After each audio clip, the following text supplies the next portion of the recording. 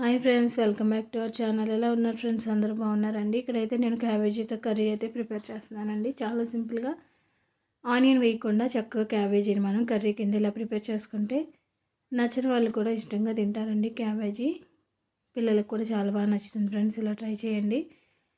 ఇక్కడైతే నేను క్యాబేజీని తీసుకొని కట్ చేసుకొని నీట్గా వాష్ చేసుకొని చక్కగా పక్కన పెట్టుకున్నానండి. తర్వాత దీనికోసం అయితే 2 టమాటాలు, కొంచెం కరివేపాకు తీసుకున్నాను. ఇక్కడ నేను చెప్పాను కదండి, ఆనియన్స్ అయితే యూజ్ చేయట్లేదు, ఓన్లీ టమాటాతోటే మనకి గ్రేవీ అనేది కర్రీకి చాలా బాగా వస్తుందండి. దీని ప్రిపరేషన్ అయితే మనం చూద్దాం ఫ్రెండ్స్. నేనైతే ఈ రెసిపీకి ఆయిల్ అయితే ఒక 4-5 స్పూన్ల దాకా వేసాను.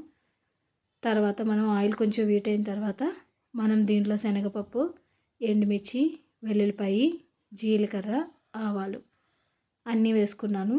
తర్వాత ఇవి మనకి కొంచెం గోల్డ్ కలర్లో వచ్చేదాకా చక్కగా ఫ్రై చేసుకోవాలండి. మనకి పోపు దినుసులు అనేది మంచి కలర్లో ఫ్రై అవ్వాలి, ఎక్కువ మాడిపోకుండా. తర్వాత దీంట్లో కొంచెం కరివేపాకు కూడా వేసుకున్నానండి. కరివేపాకు కూడా వేసుకొని మనం ఒకసారి కలుపుకొని మంచిగా ఫ్రై అయ్యేదాకా ఉంచాలి. నేనైతే సిమ్లో పెట్టుకుని అయితే పోపు దినుసులు ఫ్రై చేస్తున్నాను. మనకి మాడిపోతే కర్రీ అనేది టేస్ట్ బాగోదు కాబట్టి. ఇవి కొంచెం ఫ్రై అయిన తర్వాత మనం దీంట్లో టమాటా ముక్కలను వేసేసుకోవాలి. ఆల్రెడీ 2 టమాటాలు తీసుకున్నాను కదండి, వాటిని ఇందులో వేసేసుకున్నాను. మనకి టమాటా అనేది కొంచెం త్వరగానే మగ్గిపోతుంది కాబట్టి టమాటా వేసుకున్న తర్వాత మనం కొంచెం సేపు మూత పెట్టేసుకుని అయితే పక్కన పెట్టేసుకోవాలి. చూసారండి, ఇక్కడ టమాటా అనేది మనకి చాలా బాగా మగ్గింది. ఇలా మగ్గితే సరిపోతుందండి, మరీ ఎక్కువ అవసరం లేదు. ఈ టమాటా చాలండి, మనకి క్యాబేజీకి గ్రేవీ అనేది చాలా బాగా వస్తుంది.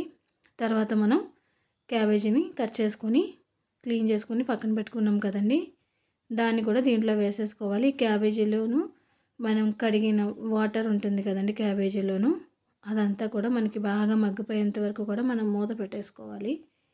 ఇక నేను మూత పెట్టేసుకున్న తర్వాత చూసారండి, క్యాబేజీ అనేది చాలా బాగా మగ్గిపోయింది. మీరు ఇంకా కొంచెం త్వరగా అయిపోవాలి అని అనుకుంటే మీరు కుక్కర్లో కూడా ఒక 1 విజిల్ వేయించుకొని కర్రీ కింద ప్రిపేర్ చేసుకోవచ్చు. కానీ నేను మామూలు నార్మల్గానే ఫ్రై చేస్తున్నానండి. ఇప్పుడు దీంట్లో మనం కొంచెం ధనియా పొడి, కొంచెం జీలకర్ర పొడి, కొంచెం ఉప్పు, కారం, కొంచెం 1/2 స్పూన్ దాకా పసుపు అయితే వేసుకున్నాను. ఇవన్నీ వేసుకున్న తర్వాత మనకి క్యాబేజీకి అంతా కూడా మనం వేసిన ఇవన్నీ కూడా బాగా కలిసేంత వరకు బాగా కలుపుకోవాలండి. మనం మొత్తం అంతా కూడా కలిసేంత వరకు కలుపుకోవాలండి. కావాలంటే మీరు దీంట్లో ఒక 1/2 గ్లాస్ వాటర్ కూడా వేసుకోవచ్చు.